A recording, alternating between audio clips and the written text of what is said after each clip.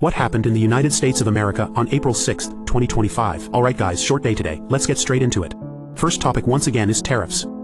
So in a big surprise, it's been reported that after President Trump fired off a major round of tariffs, more than 50 countries have already reached out to start negotiations.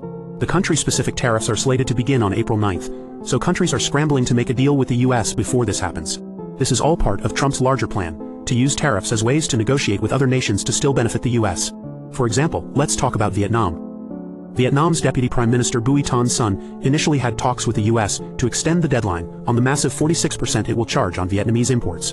When the US made it clear that they are not making exceptions, Vietnam said they would cut all US tariffs to zero to avoid getting slammed.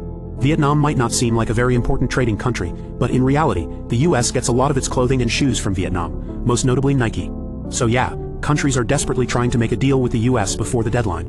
However, Treasury Secretary Scott Bessent isn't sugarcoating it. He said this isn't something you just negotiate away overnight, so expect more updates in the coming week. Shifting gears, you guys already know how back the stock market was last week, but unfortunately it doesn't seem like it's getting better. Sunday night, Dow futures opened over 1,500 points lower, that's nearly 4%. At the time of me making this, the S&P 500 futures are down 4.3% and Nasdaq 4.7%. Guys, to put this all in perspective, Nasdaq is down almost 17% since April 3rd. During COVID the max it was down was 25%, so yeah, this is a huge deal. Alright, there isn't much more news, so let's just look forward to what will happen this week.